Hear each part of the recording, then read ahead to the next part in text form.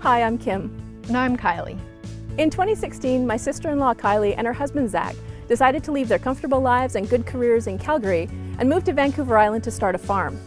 Both Zach and I wanted a life where we'd be outdoors, positively impacting our community and our environment. But in the city, that wasn't possible. We decided to find a piece of land where we could grow our own food and teach others about sustainable agriculture too. But it hasn't been easy.